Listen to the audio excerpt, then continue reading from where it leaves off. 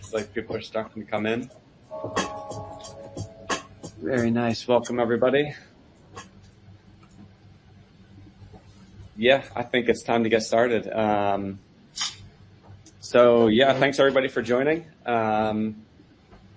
This is our third AMA in the series leading up to Abelian's inaugural post-quantum blockchain day, which is happening now in just over 1 week, October 4th. It's coming quick. We'll have a full day of panels and speakers with industry leaders, and then we'll close things off with a happy hour at the top floor of the ICC. So we'll be able to take in, the nice views of Hong Kong's skyline, let our hair down a little, and have a couple cocktails. So the tickets are still on sale. So you can, go to our website, or if you follow our Twitter, you'll see links for the tickets in our Twitter as well. So hope everybody is able to come, and look forward to seeing everybody in person there. Tonight we have the topic for tonight. We have is exploring the integration of post-quantum cryptography. And so it sounds intimidating, but we have some top experts with us to kind of help us make sense of this and learn a bit more about this emerging and I think increasingly important field. So with us is Duncan Wong, founding member of Abelian. We also have Hunter Beast, who's a Rust developer in the Bitcoin community and is currently working on a BIP, a Bitcoin improvement proposal to kind of upgrade the Bitcoin network so that it becomes quantum resistant or quantum safe. So look forward to hearing more about that. And we also have Dr. Daniel Ebler, who's a principal researcher at Huawei and also an honorary lecturer at Hong Kong University in the field of quantum computing. So thank you three for coming and joining us tonight. I'm sure these, basic quantum computing 101 conversations can be a bit redundant for you. So appreciate your patience and taking the time to explain this stuff to the masses, I guess. Maybe before the questions, I can invite the speakers to quickly just, 1 minute each, give an introduction of yourself and your company, maybe what you're working on. Maybe we just go in the same order, starting with Duncan. Sure. Hi, Sam. Yep, we can hear you. All right. Okay. Yeah, thanks for having me over here. My signal is not strong enough, so hopefully it will not break up in the middle of this session. So it's really nice being over here. And about myself, so basically I got my PhD in cryptography back to 2 decades ago. Cryptography, I have been working on cryptography for all these years, and cryptography has been very fascinating, mainly because I believe cryptography is all about attack and defense. It's not just one-sided, but basically, if you want to build a secure system, you need to know how to attack as well. So that's basically the most fascinating part. And also, cryptography is about from my perspective, it's about designing those algorithms. So I will be able to play around with those mathematical equations, those number theory, and all that interesting, challenging problems as well. That if you will be able to solve some of them, that will give you the excitement that I think no other things can actually bring the equal extent of excitement if you can solve some of those problems. So after getting the PhD, I've been a professor teaching cryptography, teaching computer science, until a few years ago, I started up this project together with other researchers. And our purpose is to build a post-quantum blockchain as kind of like a foundation. And then on top of it, we would like to build privacy preserving technologies.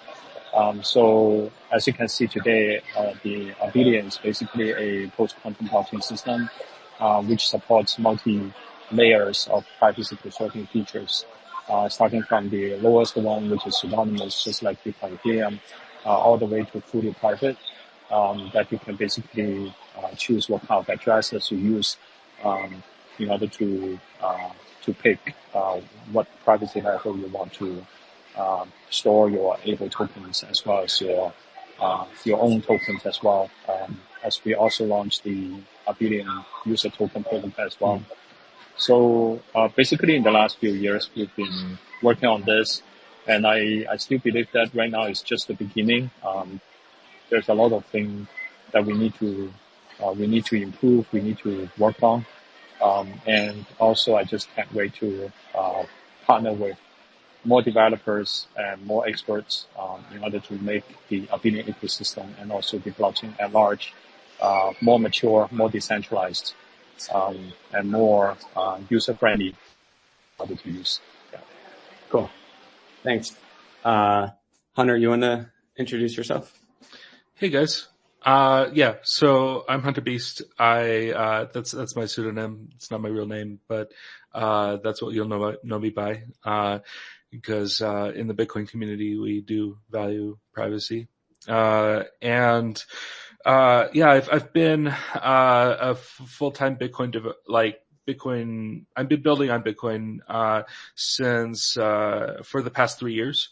And full time. So I spend all day thinking about Bitcoin and working on it. And, I'm probably the only speaker who doesn't have a PhD, but, I am a developer working with Rust. And there's a vibrant Rust, Bitcoin community and, lots of tech built in Rust for Bitcoin.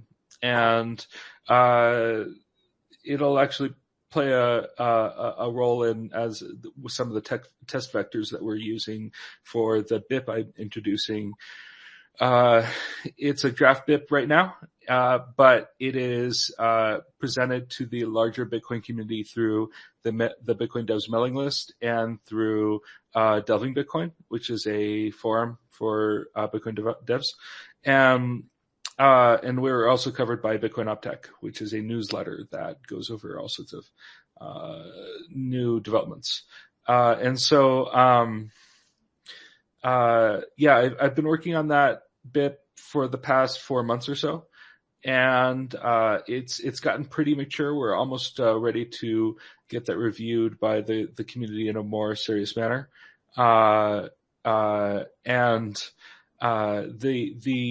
The goal is to essentially develop a soft fork for a new address type that will essentially provide post-quantum cryptography security as a hybrid to existing elliptic curve cryptography, and as kind of to augment that security in a potential quantum emergency. So. And hopefully we were able to complete that transition or transition to a soft fork of Bitcoin that supports post-quantum cryptography within the next hopefully 5 years. So that's kind of the time frame I'm looking for. Interesting. And Dan, are you there? You want to do an introduction? Yeah, sure. Thanks for having me. I'm Dan. I'm working mainly for Huawei Research. Before that, I got my PhD all around quantum physics. Specialization that then was quantum information theory, quantum cryptography, and then later in the last couple of years, I worked a bit more on quantum machine learning, quantum AI. At the moment, my main research topic is actually optimization, large-scale optimization, quantum optimization. Physical systems for optimization beyond quantum, and so on and so forth. That's kind of what I do most of my time within Huawei. But I'm still affiliated to university, actually. I'm still doing research there, and I'm still teaching. So I'm still kind of in the academic community around quantum computing, quantum AI at this point. And yeah, thanks a lot for having me. I think my intro is a bit shorter. Excellent. No, that's great. Yeah. Thank you guys for being here. So yeah, I really just wanted to start by I guess getting your opinions on the current state of things today. So, in terms of the development of quantum computers, like how far out until they become, a real threat, or are they already a real threat? And then also on the other side, kind of the state of readiness in terms of companies and, maybe Web3 projects and stuff like that. Maybe we could start with Dan. Sure. Yeah. Okay, let me try to break this down a bit. So for the state of readiness, I mean, it's a fairly complex question. Let's maybe start with the sort of hardware development that we have in the field at the moment. So there as well, it's actually quite manifold if we talk about quantum computers, because the state of readiness really means you need to know what you actually want to do. At this point in the industry, people are trying to figure out the best architecture still for a certain type of computation that you would like to do. So for instance, IBM at the moment is doing superconducting qubits. Xanadu is doing photonic computation. D-Wave is doing superconducting, but they're all doing it for a different purpose if you want. So the readiness here really depends on what you would like to do. I think what we are most interested in is really the general purpose quantum computation, because that is actually the one that might at some point endanger current crypto structures. So in that case, the most powerful one at the moment is made by IBM, has around 1,000 qubits.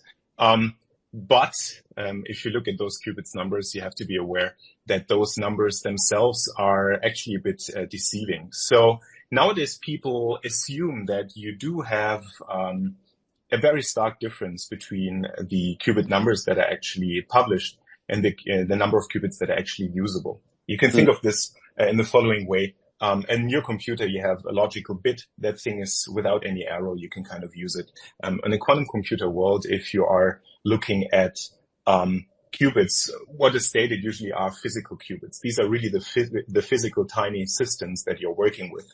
Logical qubits are the ones that do the computation. So typically you have a ratio there because you need several qubits to correct errors. You lose some because they don't function well. You lose some because there is noise in your system. That might be because of imperfections in engineering and so on. So nowadays people think there is like a ratio of 1 to 10 very roughly, which means that we can use around 100 to 200 qubits logical at this point in life.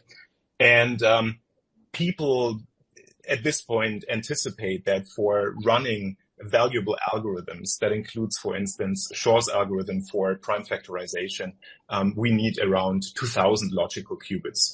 So at this point, we are still a bit off, but the company goals that are stated are kind of predictive of 2029, 2030 of actually having a machine of around 1 million physical qubits, or then a couple of thousand logical qubits that can actually get dangerous to our cryptographic schemes.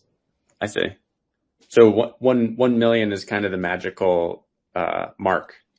Yeah, 1 million is kind of a magical mark because people anticipate if the computing architecture, if the hardware is working the way it is today, then with losses because of, well, environmental factors, for instance, you have to cool it down very much. So if there are temperature fluctuations, you lose quality. If your engineering is not 100% perfect, which it can never be, you lose quality.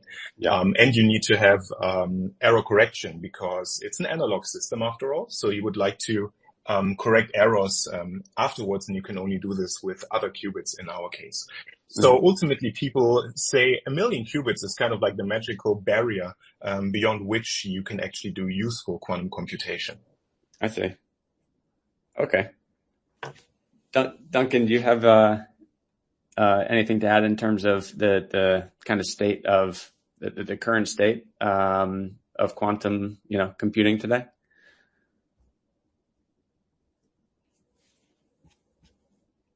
may have lost the signal. I mean, I can add more in case that he does not have the chance about this, or anyone else. Yeah. Yeah, maybe Hunter, you have anything to add in terms of where we sit today? Yeah, so I've definitely done a good deal of research into this just to get a sense for the urgency of the situation. And, I agree with Dan's figure of 2,000 logical qubits or in some change. There's a paper that was published by Microsoft a few years back called Improved Quantum Circuits for Elliptic Curve Discrete Logarithms. And it essentially describes how to optimize, produce the most optimal quantum circuits using Toffoli gates and things like that, or even more optimal gates. And so there was another paper that estimated that we would need 50 million Toffoli gates. Not logical, but physical. But, the number ranges between, I would say, 1 million, 50 million. It's not quite, 100% clear how many will be needed. But, also the timeline, for, and I know we're going to get into this later, but the government has its own timeline, which we can discuss. So, at least the American government, but yeah. Readiness, there's also, commercial quantum computing, and then there's whatever the spooks at, NSA and prime contractors might be cooking up, behind the scenes. I know, people who are working at, Northrop Grumman on this kind of project. And so it's, you never know how far along they are. Interesting. Yeah. So, and of course they'll have different nation states will have different priorities than, say breaking Bitcoin or Ethereum. But, that said, it's something to be aware of that, the commercial state of the art might not always match what might exist somewhere in the world. Yeah. Yeah. And one thing I wanted to ask you about also is, there's the concept of, it's like, capture now and decrypt later, mm-hmm. or I forget the exact acronym, but it's basically, we can capture data now or some sort of, and then use a quantum algorithm later on once it's powerful enough to hack it. And so theoretically, public wallet addresses, if they're captured now, they could still be decrypted later. Is that, so is the threat present today, with this, or, how do you, So, about 80% of the coins that are on Bitcoin, are kept under, hashes of the public key. And so a hash of a public key is much more difficult to, run Shor's algorithm over than an actual public key. You need something like Grover's algorithm, which does not scale as well as Shor's. Shor's actually is one of the, more trivial algorithms you can run on a quantum computer. Scaling it up to 256 bits is different, but, even 8 bits is, it'll take just only a couple minutes to run, a few thousand shots on say, an IBM Heron or Eagle, QPU. And so, the times that, Bitcoin is a Bitcoin address is vulnerable is when it's reused, when a transaction enters the mempool, when it's a taproot address, and whether it's a very ancient pay-to-PK address. Those are the 4 scenarios. And so, any of those scenarios, your public key will be exposed. I think one of the more concerning ones is address reuse, because there's a lot of exchanges that just keep all their funds in one address. And, that's a big honeypot, for quantum computers. Also pay to public key addresses, the early ones, the default block reward from, 2009 up to 2013 was about 50 Bitcoin. And so there's about 40,000 addresses out there that are fully exposed public keys from early on that have 50 Bitcoin each. And so it depends on how long it takes for your quantum computer to run and how expensive it is to operate it. But ultimately, if you don't want to like take from exchanges, you could at least mine early Bitcoins that are likely lost, and you would profit probably a few million from that. But the problem with that is, of course, that whole approach is that if you break Bitcoin without having a safe place to put the coins, then you've basically accomplished nothing. You've tanked the price of Bitcoin. There's no, right. Yeah. So that's like in some ways it like all I'm saying is that it is game theory. And so, ultimately it's important that we establish a secure place for everybody to put their coins, and so that they can, secure their coins for the long term in a quantum resistant address format. We can also talk about where things could go in the future. But ultimately quantum resistance is what we're aiming for right now, in the very least. Okay. So quantum resistance, as opposed to quantum secure addresses. Yeah. So okay. There was another paper, I think it was like some kind of fairy tale of how, they, established this, these quantum tokens that could be used for signatures.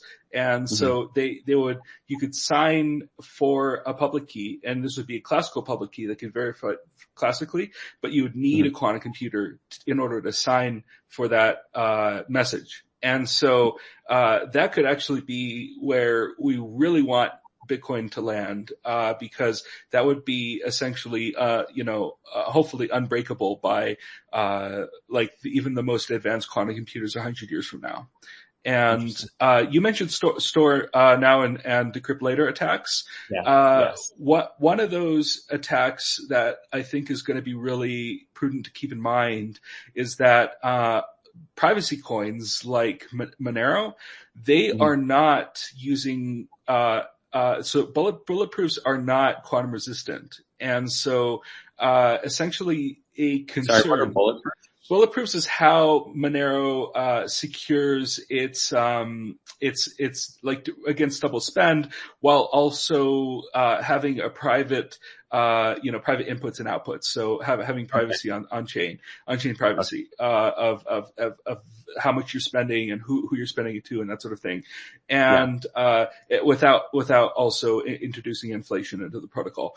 And so, uses like magical zero knowledge proofs, but the problem is, they are not quantum resistant. And so at least right now, they could absolutely upgrade the protocol to something quantum resistant, in the future, but just everybody using Monero who thinks their, transactions are private from, even nation states, there could be a day where those, can be decrypted, and that could be a huge concern for any user who relies on that privacy well into the future. It's one of those, like store now and decrypt later attacks. Those are, we have no idea, the impact that could have on people who rely on blockchains for privacy. Yeah. Okay. Duncan, I see you came back in. Could I ask you? I'm not sure whether the microphone works or not. Yeah, I can hear you. It's seems to be working. Yeah. I just wanted to ask if we could get just like a rundown on Abelian's approach to post-quantum security. And I think there's this conception that maybe you need some kind of like fancy hardware to be quantum security resistant or quantum safe. But as I understand it, I think Abelian is taking the approach of using software or algorithms to harden the network against quantum computers. Could you maybe just share a little bit about that? Yeah, sure. So basically, if we look into cryptography, it's all about what will be the underlying mathematical hard problem and how efficient we will be able to solve those underlying mathematical hard problems. So, for example, like as Hunter mentioned about the elliptic curve cryptography, that basically more than 99% of those chains are based on the elliptic curve nowadays. So for those elliptic curve cryptography, the underlying mathematical hard problem is usually called the elliptic curve discrete logarithm problem, or some of them are based on so-called elliptic curve Diffie-Hellman problems. So all those problems, if we have some very efficient algorithms, quantum algorithms like the Shor's algorithm, we will be able to solve that efficiently, so-called in polynomial time or probabilistic polynomial time.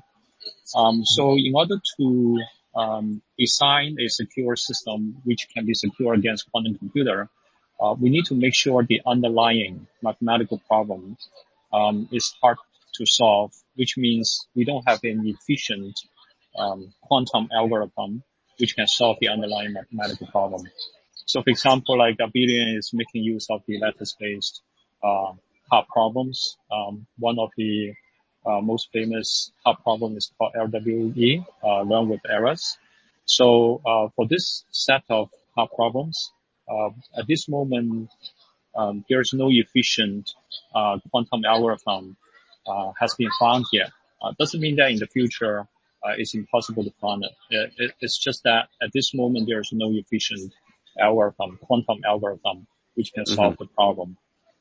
So that's why in the last few decades, researchers have been based on this kind of hard problems, and then start building those cryptographic systems. So that's why basically if you want to build a secure system to be secure against attacks from quantum computers, you don't need a quantum computer. You just need the algorithm to be secure in a way that there's no known efficient quantum algorithm which can solve it. Yeah. So, for example, like I believe Hunter is also working on something which is based on some of those hard problems, maybe hash-based or lattice-based or even code-based, to build this kind of signature scheme for replacing the elliptic curve cryptography. So that's one aspect. Another aspect that while Hunter was talking about, I just want to add one more thing. Actually, Hunter has already given a pretty comprehensive answer there. I just want to add one more thing is about the address.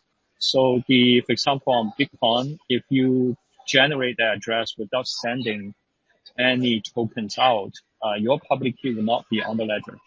So basically, just like what Hunter said, there will be an address which is basically a hash of your public key.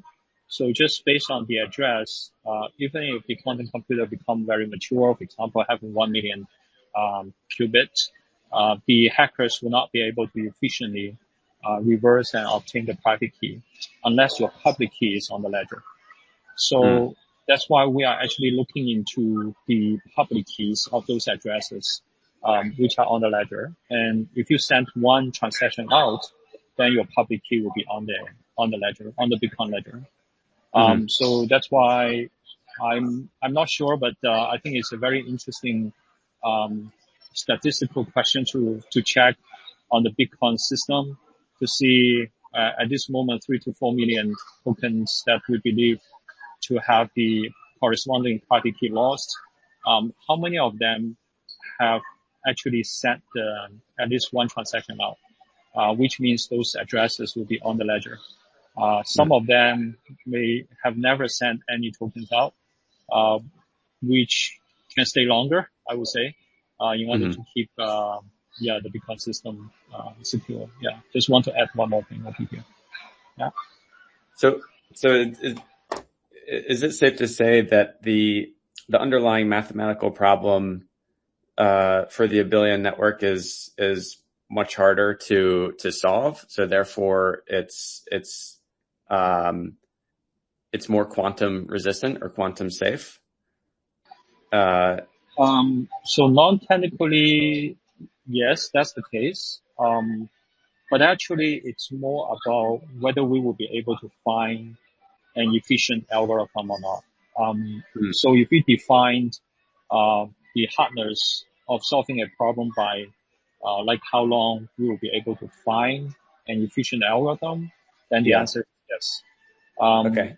But actually sometimes, for example, like recently last year or early this year, there was a paper from Tsinghua University, and the author claimed that he solved the LWE problem, and turned out that there was a bug in the paper. But it's actually getting pretty close to the solution. The assumption is a little bit incorrect.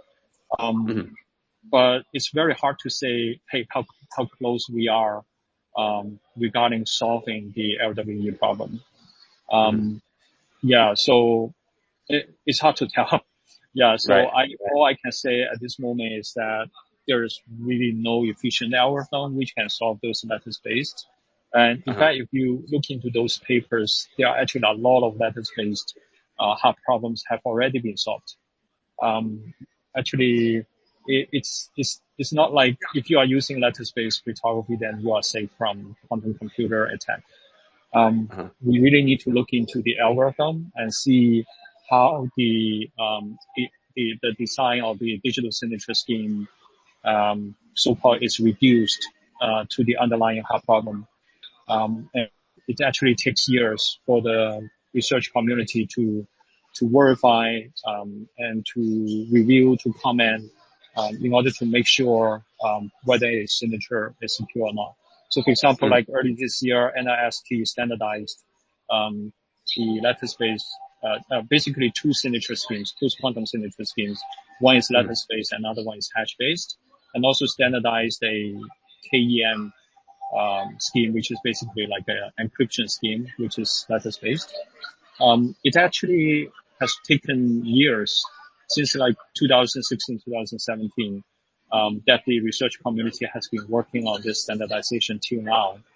So 8 years for standardizing the underlying digital signature as well as the encryption algorithms. So it takes years in order to gain the credibility and gain the trust regarding the security of those cryptographic systems. Yeah. Interesting. Yeah, I actually wanted to ask Dan about the those standards that recently came out earlier this year. Do these how do these standards affect your work and research with Huawei?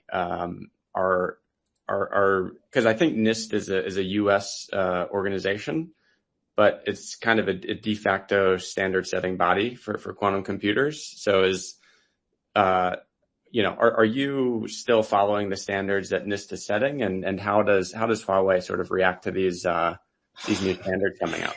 Yeah, that's a very good and very sensitive question. So ultimately, at the moment, in the quantum domain, China is a bit decoupled from what actually the US is doing. It's really like more, it's not a situation where we are looking how to fetch up with standards and so on. It's really at the moment more like a struggle for survival in a sense, since the whole quantum computing community has been sanctioned quite heavily. The problem at this point is really on a most foundational level. How do we get our hardware together? Most of the components that you actually need to build a quantum computer are made either in the US or in Europe, which means that actually if you want to build one, you can't fundamentally do that. The most underlying printers, the most underlying engineering tools, they are all kind of like at this point not accessible anymore. So what we are most worried about, what we are most busy with at this point, is really to create an own infrastructure within like Greater China in order to be fundamentally capable of producing certain chips that you can use for quantum computation. That's like, I would say, a whole dimension below actually being worried about new standards. These standards ultimately, I think, are valuable for everyone. I mean, if it's standardized, it means that it's very, very well checked, which is kind of always a good thing to have. So I would think officially we would not like follow those, but officially it's like a very, very good checkpoint to kind of like orientate yourself what you can, what you cannot do. I think like ultimately it's very valuable for us as well, but of course, officially we would, we would not really work, around those, I think. Right. There's always like an own standardization, urge as well within China that companies push forward. But yeah, that one at this point is not really public. I think people have not converged in that regard. I see. Yeah, I was going to ask, is there like a global initiative where, all these, international organizations and countries are working together? Or it's still at the nation state level at the countries? It depends. I mean, it's kind of nation state, at least in Asia, I would say. In Europe, it's like, well, EU is kind of like funding a lot. And there it's kind of like a European-wide initiative to kind of like push forward technologies and standards. In the US, well, they are kind of often on their own. But if you kind of like scale it, well, in Asia, I mean, Japan is kind of like working alone. China is definitely working alone. So I would say here, locally, it's definitely a nationwide effort. Okay. I guess going back a bit to the blockchain and Duncan's comments earlier about sort of the math problems being more difficult, is that affecting the miners, or, in terms of like the blockchain trilemma, between, security, decentralization, and sort of scalability, how is that affecting the trilemma, if we add in the post-quantum security? I don't know, Hunter, do you have any thoughts on this? Yeah, definitely. So, one common misconception about, how quantum computers can affect blockchains, especially proof of work blockchains, is that, they can, disrupt mining. Mining is a hash-based process, and hashes are more difficult for quantum computers to, break, especially if they're, a very large number. That's Grover's algorithm, as I mentioned earlier. It's kind of Grover's algorithm is essentially a way to reverse a black box function, and so like to get the inputs from to the function, then based on the outputs. And so and the problem with that is it scales I think linearly. Compared to Shor's algorithm, which scales exponentially with how many qubits you add.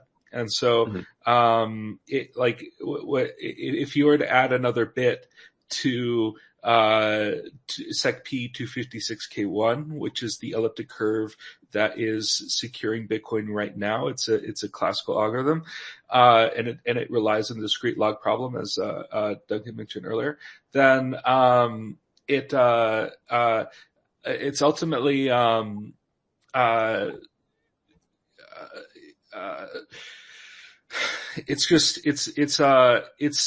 it's vulnerable to Shor's algorithm more than Grover's algorithm, and Grover's algorithm.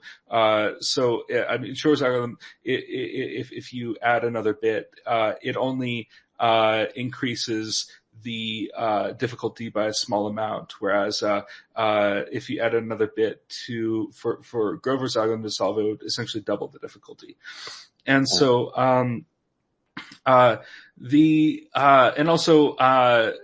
there's about 10 to the 8 million steps that Shor's algorithm would need to solve, whereas I believe the number for Grover's algorithm is 10 to the 40 quantum operations. So if that gives you like kind of an idea of how poorly Grover scales over Shor's in comparison. Yeah. And so, and this is something I go over in the BIP, which I highly recommend people check out. If you just look up P2QRH, it stands for a pay to quantum resistant hash.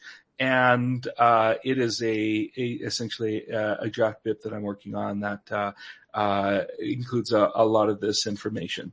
And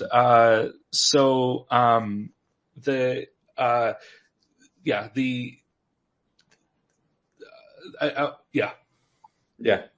Okay. Yeah, that's good. Yeah, thanks, Hunter. And I'm curious, Duncan, how you're looking at this, the trilemma from Abelian's perspective. Yeah, so like what Hunter said, basically the short answer is that we don't need to worry about the quantum computer.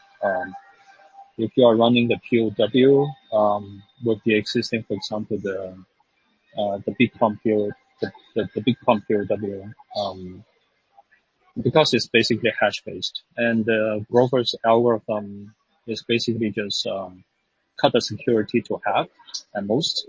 So for example, if you are using SHA-256, then Grover's algorithm will reduce that to 128-bit or 64-bit. So if you want to improve the security against quantum computer in the future, you simply need to double the output, or so-called the range of the hash function, for example, using a SHA-512. So it's very similar. For example, like Abelian is using the SHA-3, 512-bit as the range length in order to achieve basically 128 or 256, depending on how you look at it. Whether you are concerned about the collision resistance or not, or just the one-wayness. So basically, I think speaking of the trilemma, we don't need to worry that much about the quantum attack when talking about the proof of work. But the introducing post-quantum block algorithms into the blockchain, it does affect the scalability. Because in general, the post-quantum signature schemes, they have much bigger size in terms of the signature size.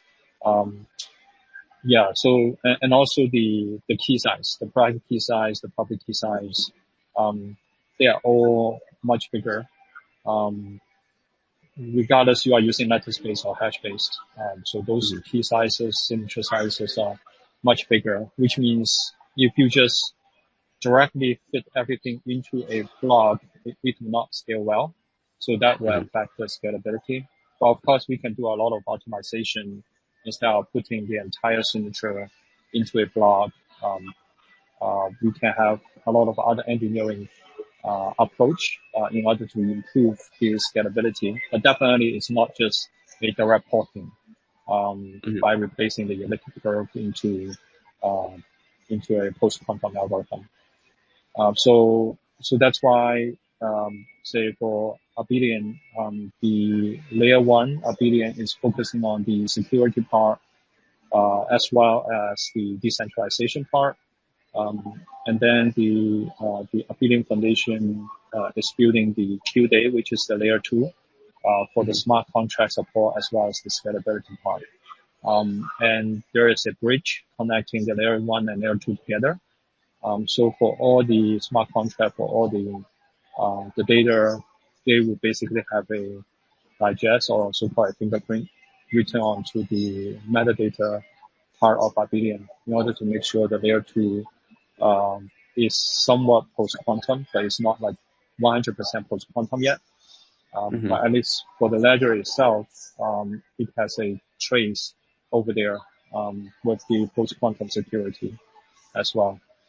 So down the road, we are still working on this layer 2 to make sure it's quantum resistant while it can support high throughput, like 1,000 transactions per second, and also support the UVM equivalent smart contract execution as well. But for layer 1, we are not planning to add in anything, just make it as, I call it, as elegant as possible, just focusing on the post-quantum security, the fully decentralization, as well as different levels of privacy preserving. So will quantum resistant blockchains be able to interact with non-quantum resistant blockchains through this bridge? Like what will this do about interoperability? is it going to be like we're moving into a world where there's going to be sort of like an ecosystem of quantum safe blockchains that can all interact with each other, and then, the old version non-quantum safe blockchains that are sort of in their own bubble, or can the two, bridge across? So there's no plug-and-play simple solution to this. So last year in May, I wrote a yellow paper talking about how to do the bridge between, say, Abelian with other chains by building a bridge which is relying on a post-quantum serial knowledge bridge. But the requirement over here is that, first of all, the non-post-quantum blockchain also need to make some modification. So, for example, kind of like what Hunter mentioned, like a hybrid approach. At least you need to have some post-quantum wallet addresses rather than making use of your existing ones. If you are using the existing elliptic curve based, the post-quantum security that you can achieve will be limited. At least it can be improved a little bit. At least, for example, like after the things have been written onto the ledger and have been confirmed for multiple blocks and have also been confirmed on the Abelian layer, then pretty much you have a higher confidence regarding their post-quantum security. But for real-time transactions, then you will not be able to ensure the security, and also especially about those wallet addresses.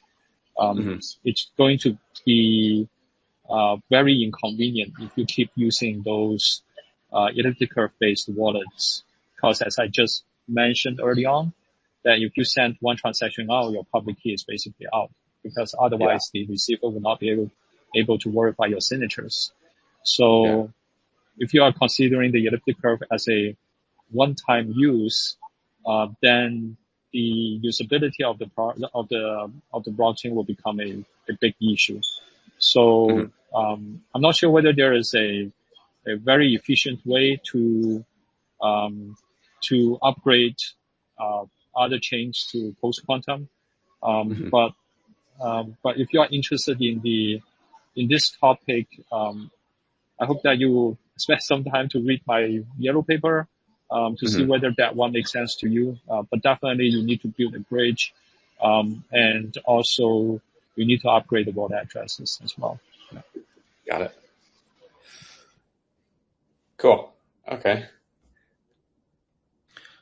So I think just one thing I want to add. So Vitalik Buterin, he's come up with a proposed solution for Ethereum quantum emergency. It's quite different than what I proposed for Bitcoin, which is a soft fork. He wants to use a hard fork that reverts all blocks after a sufficient amount of theft. And he would use zkStarks, which are quantum resistant. And they're based on essentially the BIP32 secrets inside the wallet that don't really make it out into an address. So these are like internal secrets in the wallet that can be used to create a cryptographic commitment using a zkStark that would then be used to be the authoritative secret when signing. And so there are plans for upgrading, EVM style blockchains to quantum resistant wallets and keys, and they would just hard fork, and they would essentially solve that problem in kind of like a heavy-handed centralized way. But they're capable of doing that. So yeah, got it. Okay. Well, I think we're running out of time, trying to keep it at 45 minutes. Maybe just one last question to Dan. Could you just share sort of the use case that's most exciting to you in terms of post-quantum blockchains? is there a use case in the industry or anything in particular that you're excited about for these sort of, yeah? Yeah, I actually have to say that the biggest benefit of post-quantum cryptography in general is actually that it kind of like it is a very necessary step to actually evolve quantum computing and quantum cryptography itself. It's always like this weird tandem of proofing and breaking that kind of like pushes the industry forward in a sense. So at this point, I agree with Duncan and Hunter that what we are trying to do at the moment is to actually get our chains proof. But actually this proofness leads to, well, further research on the quantum community and quantum domain, where people at this point really need very heavy investments to make like the next leap. So what I mean by that is that what we're looking into at this point is beyond just quantum computing, more into like quantum infrastructures, quantum internet, quantum networks, and developments like this. And those are actually the ones that go beyond just using Shor's algorithm. Those are the ones that could actually transform blockchains, or like in general, like interactions online with real quantum hardware in a sense. That's still a bit like far off, but because it's so important, it actually follows from current like post-quantum cryptographic schemes. So for instance, like people have had proposals of quantum blockchains where you're using entanglement instead of like hash functions for security. And people have had proposals about quantum internet where you are not looking at functions which are fundamentally hard to crack. As Duncan mentioned before, a lot of these functions are assumed to be difficult, but well, no one has disproven that there is actually not an efficient way of cracking those. But we are really looking at something that's fundamentally impossible to hack, like quantum cryptography with quantum computers. And those are coming. I mean, locally banks and so on are using quantum cryptographic schemes. But to use those really like in a network and like internet wide, we need a lot of more research. And I think like what post-quantum trends are actually propelling is that you invest a lot more into the next generation of quantum hardware and interaction among those. And that is kind of, I think, at the moment, the most interesting, most impressive leap that we are steering towards beyond localized quantum computation. Amazing. Well, yeah, guys, thanks so much. I think that's all we have time for. So thank you, everybody for joining in. Make sure to, follow our Twitter. If you're interested in the Post-Quantum Blockchain Day, October 4th here in Hong Kong, visit our website. Hope to see you there. And, thanks again to Hunter, Duncan, Dan. It was great talking with you guys. Thank you very much. Thank you very much. Okay. Thank you. Bye-bye.